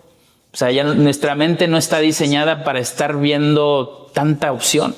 Sí, eso. Sí. O sea, tantas opciones. De hecho, estas plataformas digitales para buscar pareja, Ahí voy, sí. es un mal también, porque te hace creer que hay muchas personas que elegir. Y si no eres tú, y se convierte la gente en desechable. Entonces, esta estimulación y este exceso de probables parejas también está acabando con Claro, eso. y los estándares de la mujer han cambiado tanto por lo mismo. Porque la mujer en su psique, en su código biológico, tiene una hipergamia y un instintivo mecanismo de siempre buscar lo más fuerte. Porque la mujer es la guardiana de la vida. La mujer sí o sí siempre... Por eso ha sido un solo óvulo. Y nosotros somos barateros, aventamos muchos espermas en un día. Pero la mujer tiene que ser muy selectiva. Y a la mujer le está costando ahorita seleccionar un macho porque no hay, dicen por ahí, no, sí hay. Sí, nada, es que no saben dónde están. No, es que realmente sí, o sea, tu abuelo tenía 4 terrenos, 5 y le dejaba a todo el mundo, ¿no? Sí. No escuché, pero la infertilidad de la mujer. A ver, si una mujer no está fértil es porque no tiene seguridad. Si está teniendo abortos es porque no hay seguridad. Se le está bajando el estrógeno porque perdió integrantes o no tiene una protección. Por eso Hammer le hablaba conflicto de frustración sexual. Claro, la gente escucha frustración sexual y piensa es que no sé hacer bien el amor. No.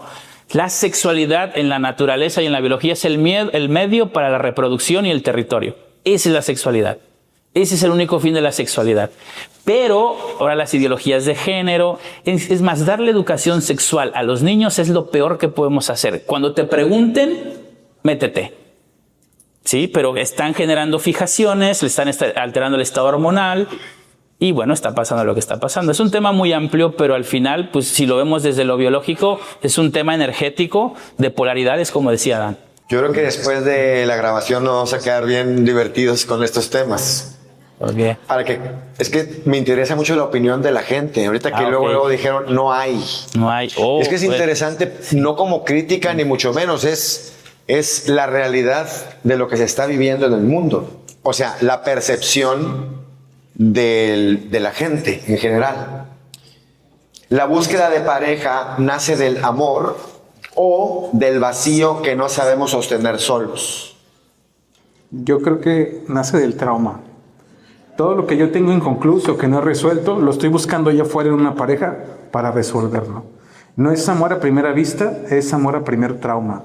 Es amor a primer asunto no resuelto.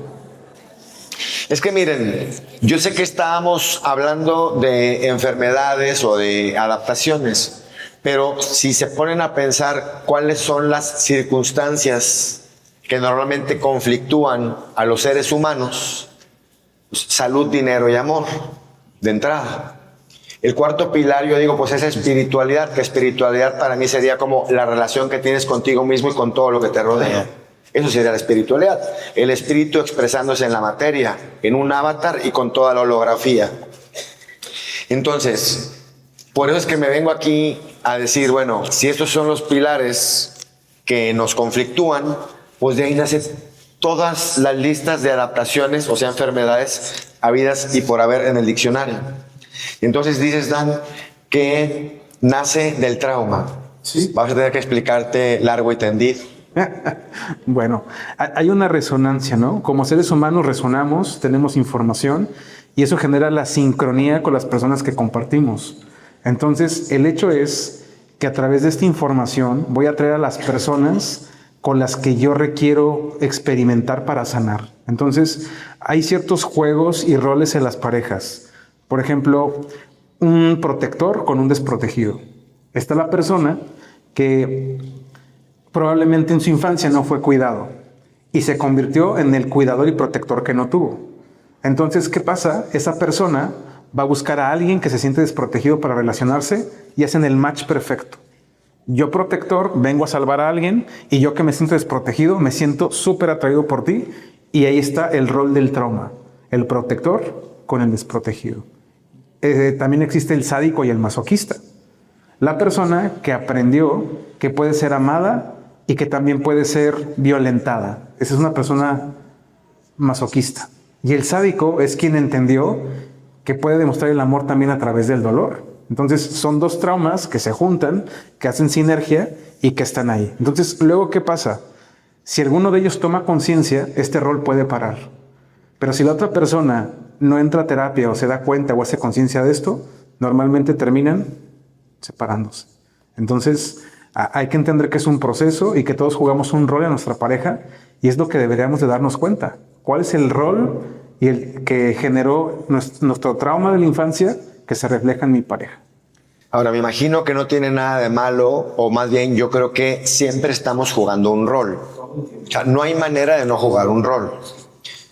El tema aquí sería jugar este rol conscientemente y de la manera más sana, más armónica. Sí, pues primero ya es consciente, ¿no? Ya me di cuenta que yo soy el protector, tú el desprotegido. Ahora también te voy a dar permiso yo, porque mi ego es tan grande que me hace creer que yo te tengo que resolver las cosas y te estoy haciendo menos. Entonces te lo hago saber. Hay muchas cosas que tú puedes hacer por ti. Y igual la persona desprotegida puede voltear y decir, entiendo que me quieres ayudar mucho, pero quizá también tu forma de ayudarme es solo guiarme y no hacerme las cosas. Entonces ahí comienza una interacción ya desde la conciencia. Ya sabemos cuál es nuestra idea que nos une y podemos sacar provecho de esa relación. Tu pareja es tu espejo. Punto.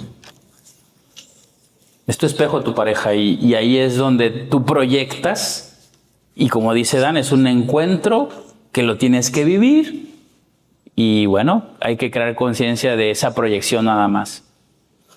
Hace ratito alguien preguntó autismo. Dice, muchos padres sienten culpa cuando un hijo desarrolla autismo, incluso ansiedad crónica o algún padecimiento, el que sea, de este tipo, vamos a llamar duradero. ¿Cómo puede una familia empezar a sanar sin caer en la culpa o la desesperación? ¿Tú? Bueno, primero, aceptando que esa enfermedad es una oportunidad.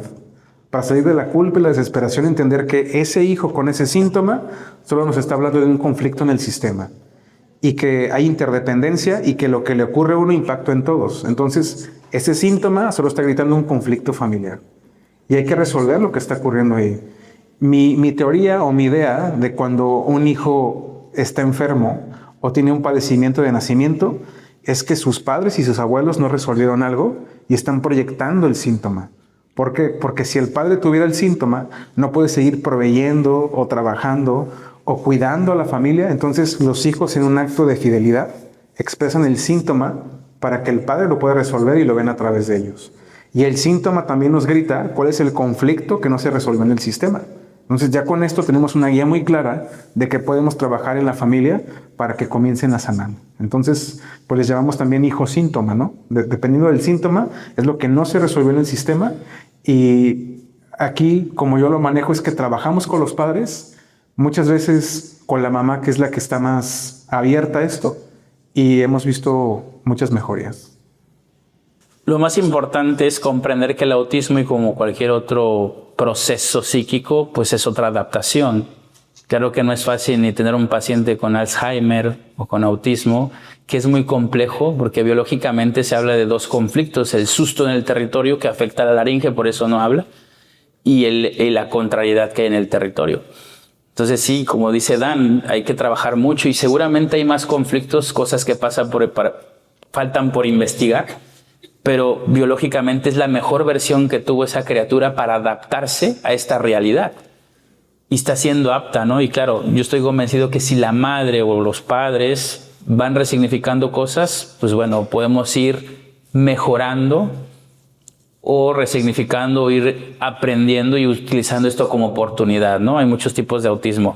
Hammer recomendaba su melodía arcaica. Hammer desafiaba y decía, si ponen esta melodía, que es el 50% de la terapia, junto con la terapia que hace el cuerpo, porque mucha gente va a decir, ¿cuál es la terapia para resolver conflictos? El cuerpo siempre está resolviendo. Esa melodía, dice Hammer, si la pones en un psiquiátrico, segurísimo que el 50% de las personas tuvieran mejorías o mejorías en su totalidad. Una frecuencia en 432. Pero bueno, es lo que puedo aportar porque hay que ver cada caso en el tema del autismo. Hay gente, muchos de ustedes fueron autistas y no lo sabían, ¿sí? Ese es un programa de adaptación. Hay autismo maníaco y hay autismo catatónico. El autismo maníaco es la persona que siempre está haciendo muchas cosas y el autista que está depresivo, pues es el que no se mueve, ¿no? Pero bueno, hay que ver cada caso. Es un tema amplio, pero pues bueno, hay que ir aceptando la situación y buscar la manera de hacer cambios internamente. ¿Las enfermedades autoinmunes son realmente el cuerpo atacándose o una persona peleando inconscientemente consigo misma?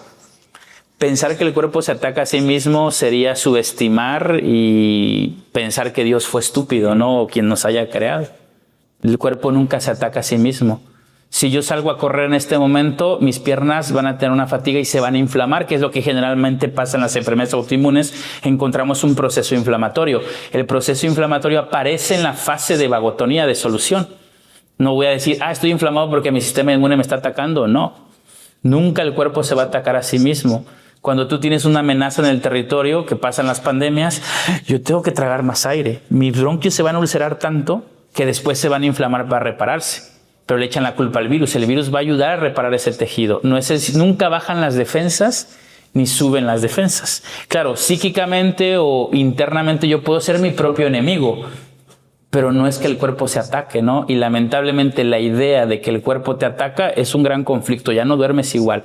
Entonces todos los que estén diagnosticados con lupus o enfermedades autoinmunes los estafaron.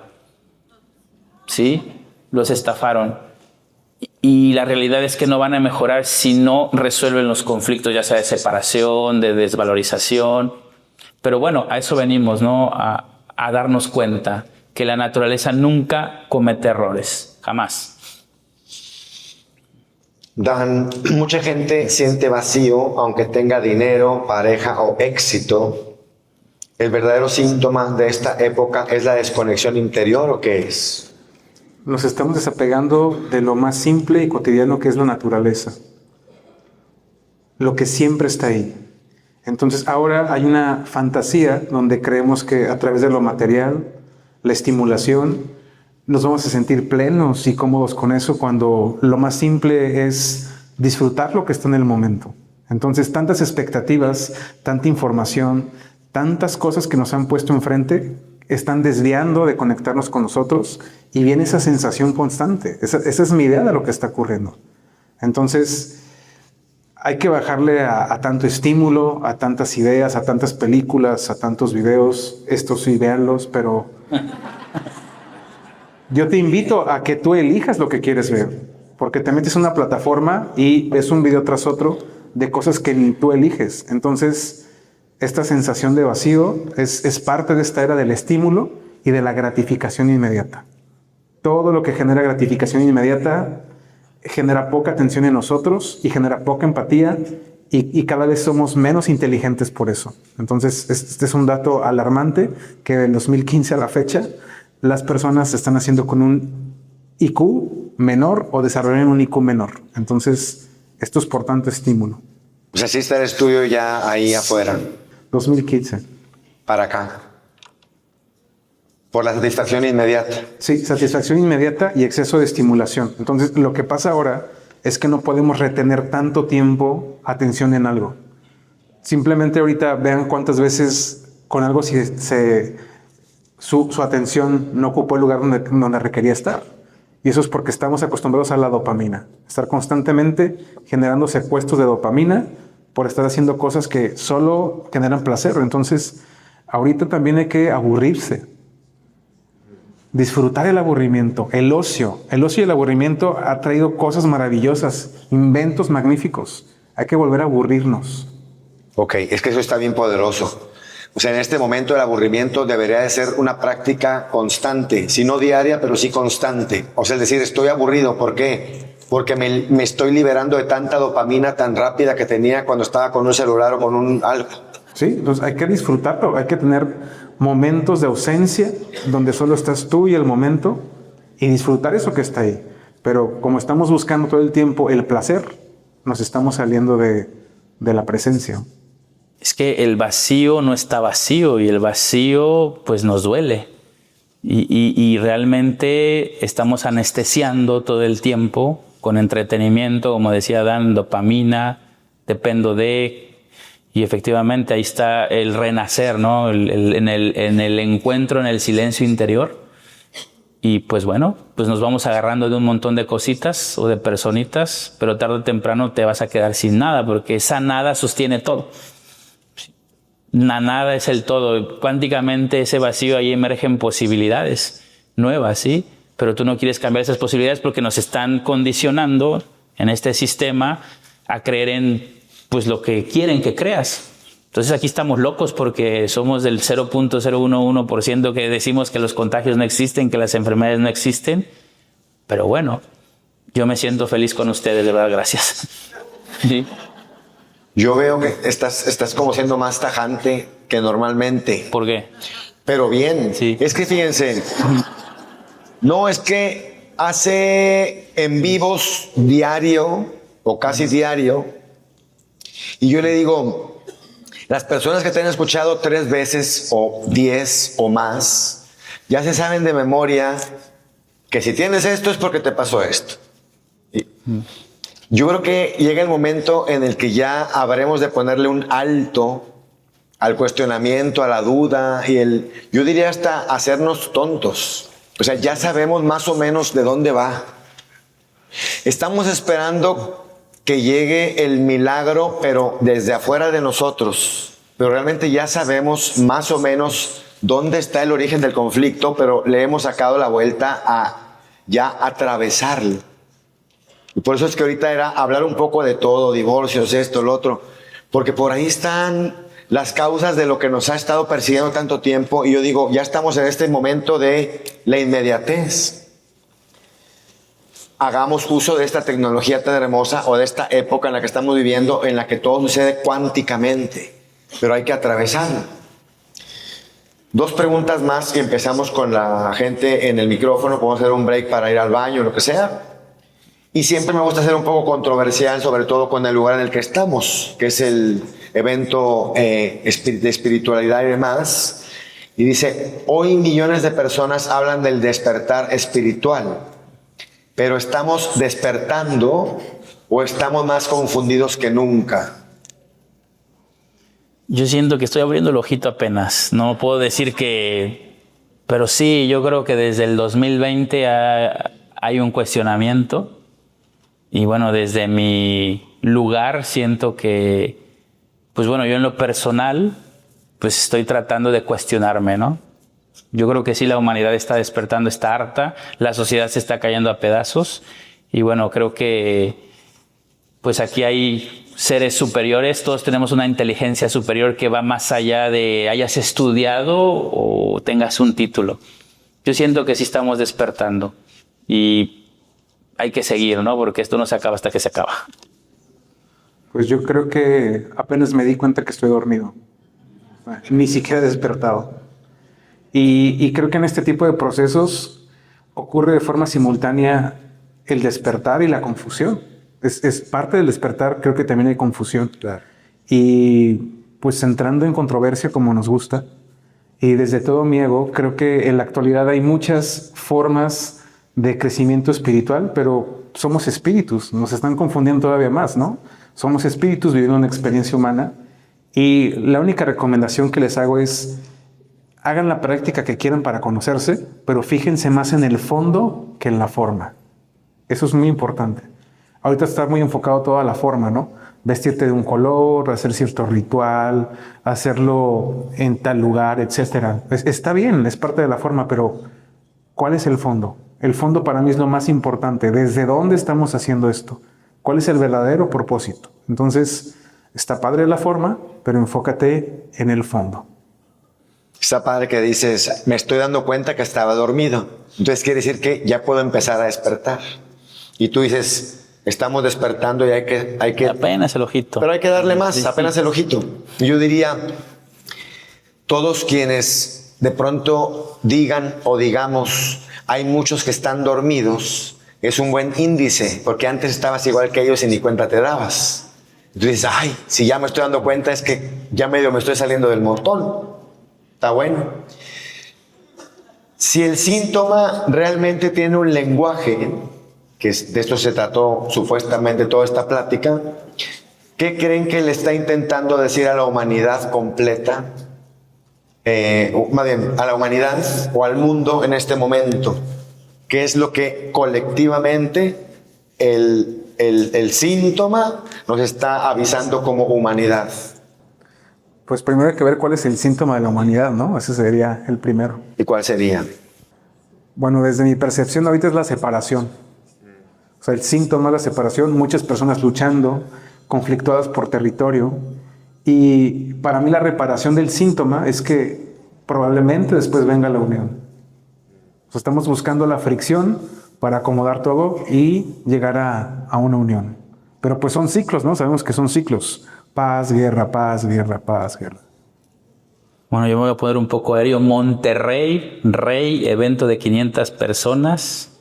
El número 5 para mí representa toda la lógica y para mí este síntoma de este evento representa un gran cambio en lo que hace mi amigo Dan y Javi, ¿no? Creo que nosotros simplemente somos un medio y ustedes también somos una antena que está generando un cambio. Bueno, en mi contexto de las leyes biológicas, yo estoy feliz de ser parte de este proyecto y cómo colectivamente, como decía Dan, siento que no nada más estamos generando un cambio en nosotros, sino también en todos nuestros familiares, ¿no? Yo creo que todos en el fondo queremos estar bien, ¿no? Porque la naturaleza eso quiere, ¿sí?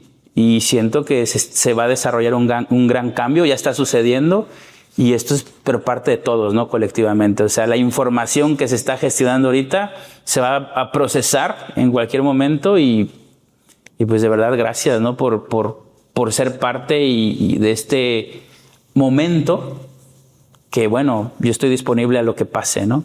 Y estoy muy feliz de verdad de estar aquí y contento de la energía que hay, porque eso es lo más importante, ¿no? La energía vital que tenemos cada uno de nosotros, que podemos compartir. Y bueno, pues la sociedad se merecía ya esto, desde mi punto de vista. Uh-huh.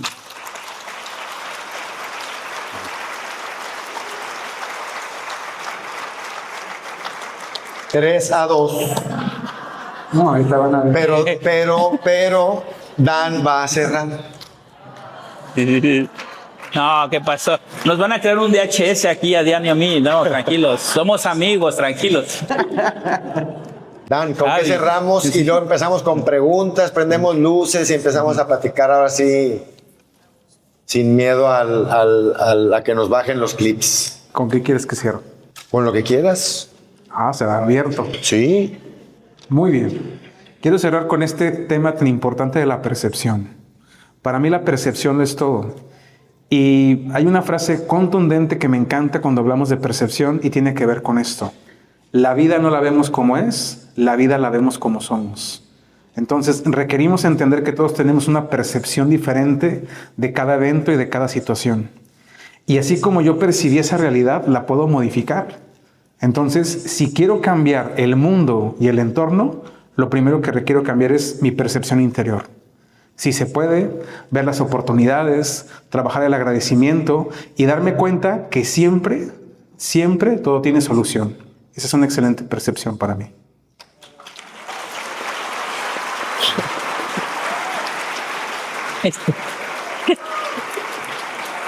Tres.